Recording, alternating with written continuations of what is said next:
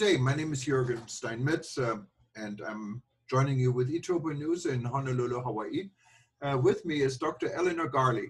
Elinor is a good friend and a contributor for Etopo News for the last, God knows how many years, 20 or so. Oh, decades. Decades.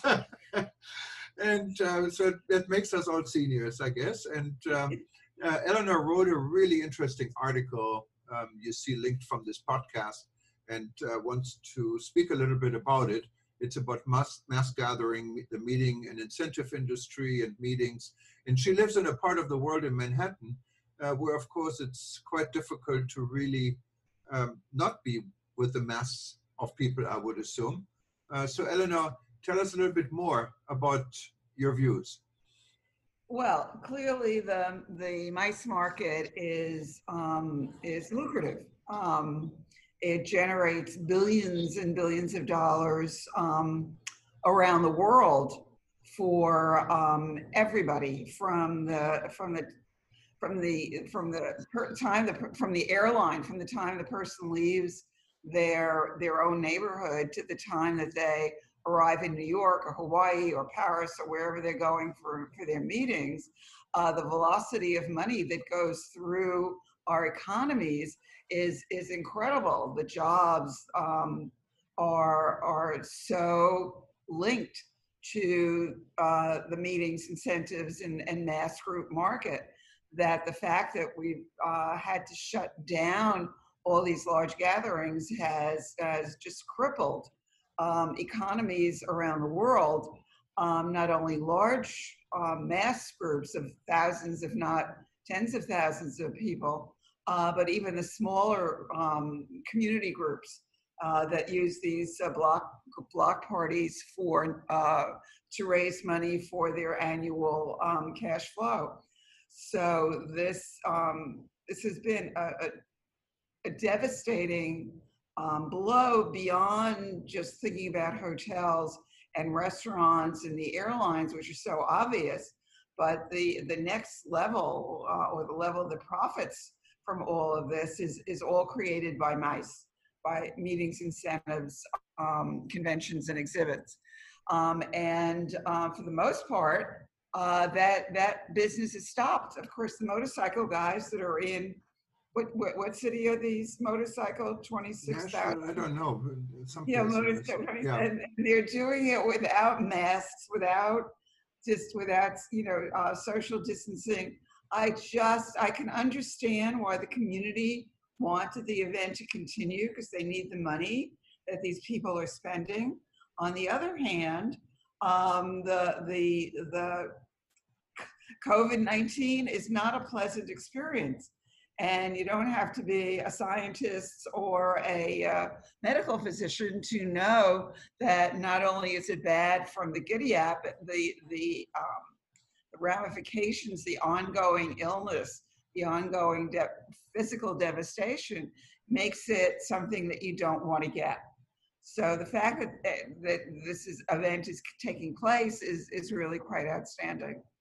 But one of the things is, what motivated me to write the story is that given all the news, given all the information that we get on how bad this is and how the only way we have at the moment to stop it or to not get it, can't stop it, but not to catch it, is masks, social distancing, and stay away from everybody. And so if that's the way that I can kind of get to be safe and disease-free, why are there so many people throughout the world rushing to go to these events? Why does somebody get on a motorcycle and travel thousands of miles to spend thousands of dollars when they're putting themselves in a petri dish? Why do college kids who are not stupid go to a beach and hang out and party until the wee small hours of the morning and bunch together as though they were sardines? So we know it's not good.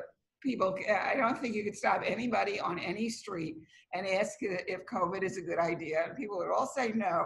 But then on the next breath, they're rushing off to have dinner or drinks or a rendezvous with their friends. So we live in a very bizarre world. So that was what motivated Yeah, me to look at this issue. yeah, and once you read the story, you kind of get Eleanor's point here. And where, if you look at in other parts of the world, like specifically, we did some stories recently about Germany in the process of opening up the meeting and incentive industry, coming up with all kinds of creative ideas how people could observe social distancing when actually at a convention, when at a function. How realistic do you think this is, and how do you think the future of the meeting industry could look like? I mean, the world travel market is on. It was reconfirmed, supposed to be in October. There's an African travel event in Cape Town is planned for October. Is this a good idea? Oh, it's a terrible idea. Uh, Even Bill Gates, who I just read a little earlier today, thinks this is not going to be over till it's over until at best mid 2021. And then it's only going to be for those wealthy countries who are able to get access to whatever appears to be a vaccine, and then maybe some drugs that seem to be ameliorating the disease and making it less horrible once you get it. But Gates is at best, he says it's 2021, and there's just, even though hotels are starting to recognize that if they do some basic things like substitute robots for people, and I know that's, I'm going to get anybody that's involved in labor, stoning me, but until this is over, I'd rather be greeted by a robot than somebody that I don't know is really sick or shedding. They may not have, and that's the other thing with this disease, is that you can't tell by looking at someone whether they have it or not. So, if somebody, maybe has the measles, you can see that they have measles or they have the mumps. But if you have COVID, you can look as healthy as anybody else, but you are shedding the virus, and somebody that has less of an immune system is likely to pick it up, and the next thing they are is they're sick and in the hospital. So, so no, you really can't be near people because you don't know if they're healthy or they're not. But the hotels are starting to put in robots. They're still not changing the surfaces, and I'm really so annoyed that the hotels, even the new ones, are not putting in antimicrobial surfaces. The products exist. Instead of using whatever tiles or crystal or a stone, you can get antimicrobial products that will kill or at least not perpetrate, not give the virus an environment to grow in. But even the new hotels are not yet putting in the materials as they build or refurbish the hotels.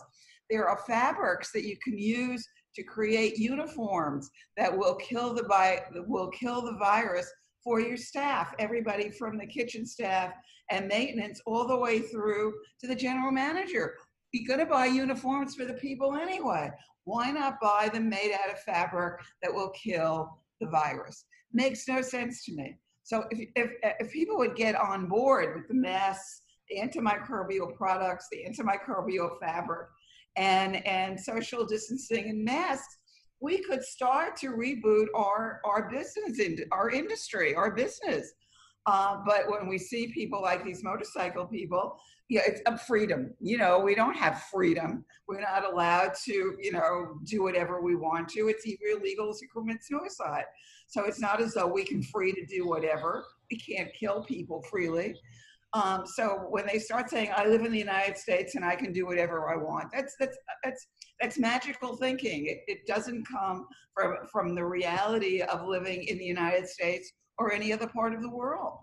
So we're dealing with magical thinking, with delusional belief system that just doesn't take place in the 21st century society. And that's what gets me so crazy. No, and I found your assumption that hotels are not ready to change their fabrics. Why is this? Is this an enormous cost for the hotel? Is it way more expensive what they have now? They create, I don't know what I think maybe a uniform lasts maybe 3 or 4 years. Let's assume that it does. But, it's not assuming that you need other uniforms. People have uniforms that they don't just have one uniform. If it's a front desk person or a manager or a room attendant, they change, uniforms rather frequently.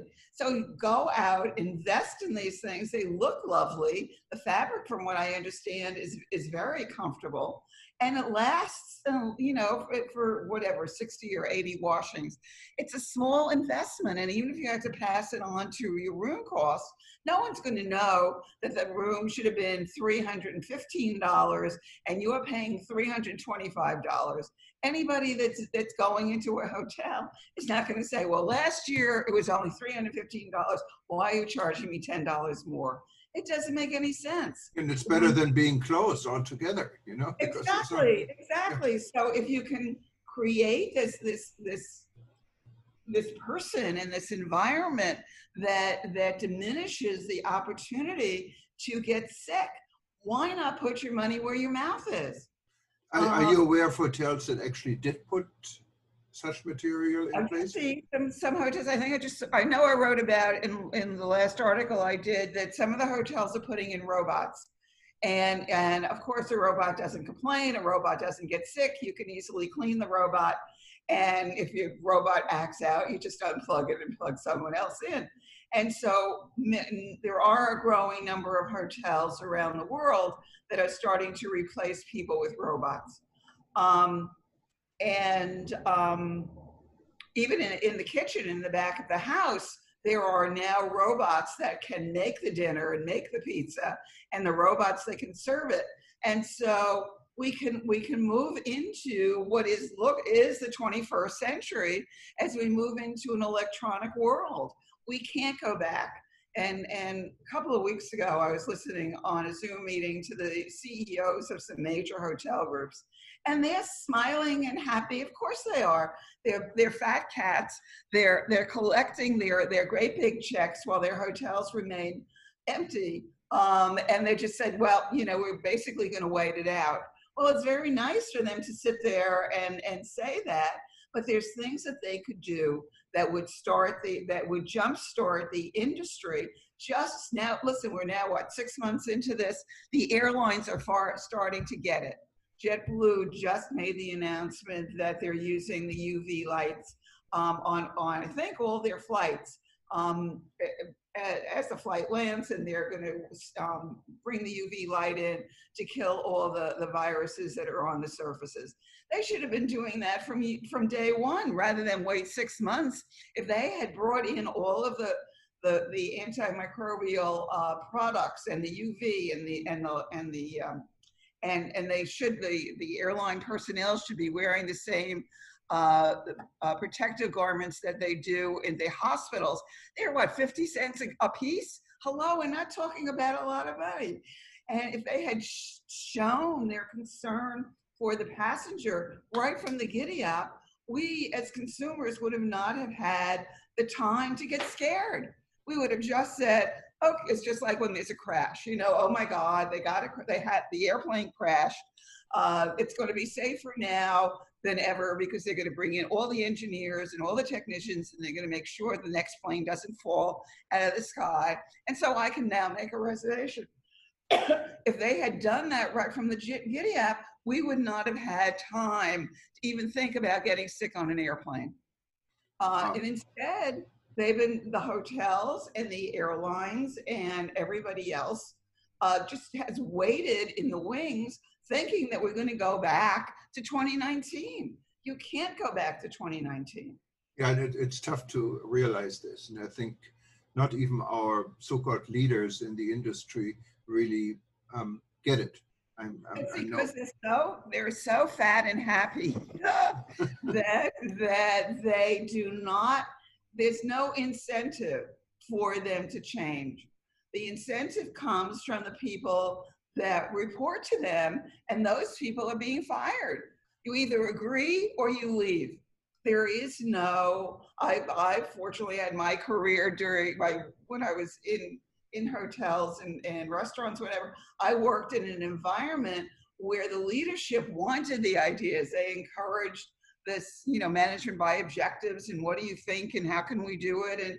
And employees were rewarded for coming up with a new idea. Here you come up with a new idea or a suggestion, you're out the door faster than you can, grab your briefcase.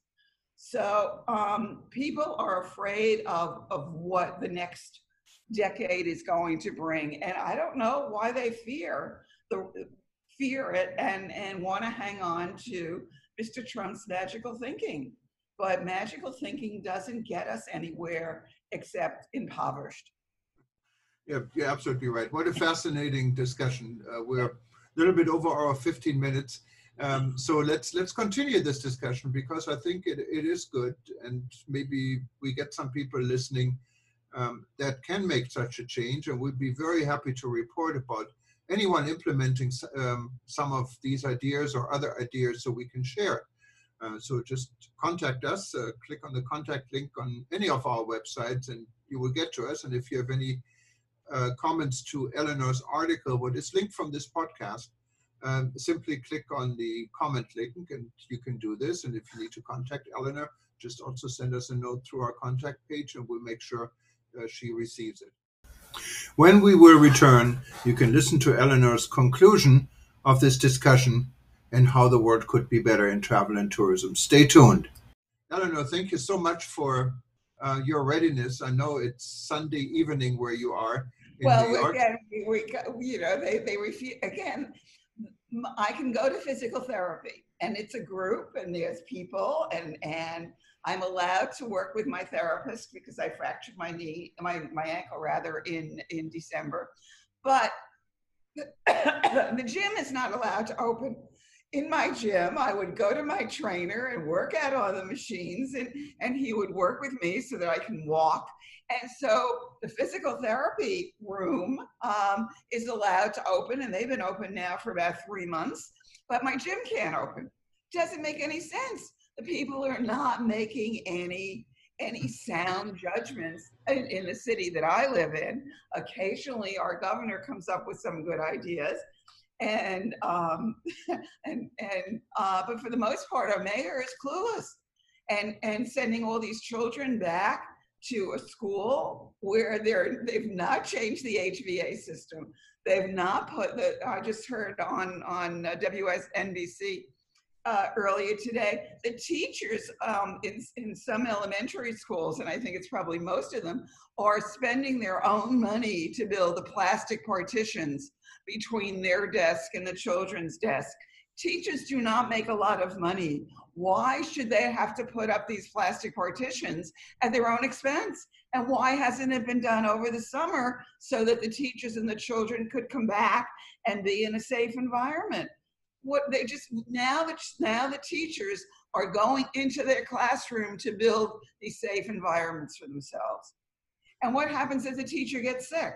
There's nobody going to pay for their medical care beyond whatever it is that the city or their private school has insurance, and it's not covering the cost of the illness. And even if they're okay, they go home to their children and their families and they shed. So this whole thing has not been thought through into a way that makes it any sense. Everybody is, whether you're going to vote for Mr. Trump or not, that's not the issue. The issue is the magical thinking. Mr. Trump thinks that if he thinks about it, it's going to be like Peter Pan. I'm thinking about flying, I'm going to fly. The reality is that we can't do that. Just because we think we're going to be healthy doesn't make us healthy. Just because we think we're going to be safe doesn't mean that we're going to be safe. But thanks to the scientists and the researchers, there's like 5 steps that we can all take. And if we all follow them in lockstep, we would all be better off. And we could go to our dinner parties and we could go to our health clubs, that we can go to our swimming pools, but nobody wants to do it. 26,000 motorcycle people don't want a mask on their face. Yeah, What's the big deal? What's the no, big deal? it's unreal. And I think everyone was caught completely by surprise and unprepared.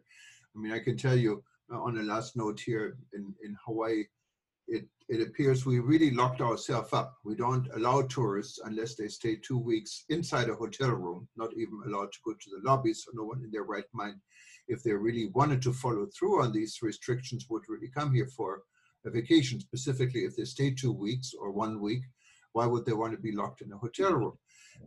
But regardless, now even assuming every tourist, and we get about 300 to 400 a day, is following these rules, what was completely overlooked, that the military is allowed to come in here, and they can bring their friends and their grandmothers and their children and their cousins, and no one gets to be put in quarantine. And we have about 400 to 500, sometimes 600 military members arriving here every single day ever since this lockdown was announced, and none of them had to be in any kind of quarantine. So and there's no track and trace. No one's absolutely. And of course, Mr. Cuomo is stopping anybody that's coming in with a license plate, or from the trains or the planes or the cars, and they're driving in from another state. He's doing random stops, and I think that's great. If they put a bracelet, a tracking bracelet on these people, so we could see where they were and what they're doing and how many people they're interfacing with. But of course, that's not happening. But it's just a heads up. But again, the software exists. We could do track and trace. They are doing it in other parts of the country. We could, everybody that has a cell phone, regardless of whether we volunteered or not, it could show up on our phone as a track and trace. And they would know, meaning whoever it is, the government would know where we were and who we interfaced with. So if we got sick, then they would know the 6 or 12 or 1,200 people that we interfaced with over the last 2 weeks. So the technology exists, the science exists. This is no longer a quiz. This is a real plan. But you've got to, for better or worse, people have chosen to put their ego in front of their good health. And they just act out all over the place. I mean, even in my neighborhood, and I live in a reasonably, if we were looking at the demographics, we look at a well-educated community, and I've gotten into arguments with people walking by me without a mask. And I said, you are shedding. I do not want to get your disease. Oh, and they, say, you crazy lady, and they start screaming at me and blah, blah, blah. But that's because people are so tied up in their own wants and their own wishes that when they get sick, it's just like that interview they did with a college student who didn't think that he was going to get sick. He said, I thought it was a hoax. And now as he was, his last breath, he died. So if we get rid of the magical thinking and get people to touch reality, we probably could contain this, and we could see the end of the year as a reboot of our industry. But as long as people believe that, that we're living in the wizard, with the Wizard of Oz, and there's magic going to make us better, it continues to be fruitless. Even, I just wanted to add what my last story, or all the stories that I've been doing on COVID, I send to, thousands of people through LinkedIn. And I got people, government officials from around the world reading my stories, but all they do is say, thank you for sharing. Not one of these leaders in any part of the planet, and it doesn't matter what region, what city, what country, they thank me for the story. I think they've actually read it, and no one says, this is really a good idea. I'm going to start doing it, or I'm already doing it, and maybe you want to do a story on how it's working in my part of the planet. People just read it and they dismiss it because it requires you to take action. And that's really what's needed right now, Elinor. I couldn't agree more with you. Let's continue this conversation. This was fascinating. Thank you so much, and I hope you Okay, thanks, have Thomas. a magical evening and stay safe. Magical evening. and we talk to you soon. Okay, Thank you, bye-bye. Elinor. Bye-bye. Thank you for listening to our podcast. Please go to livestream.travel to watch all our videos and listen to all our podcasts. Otherwise, I see you back soon. Aloha.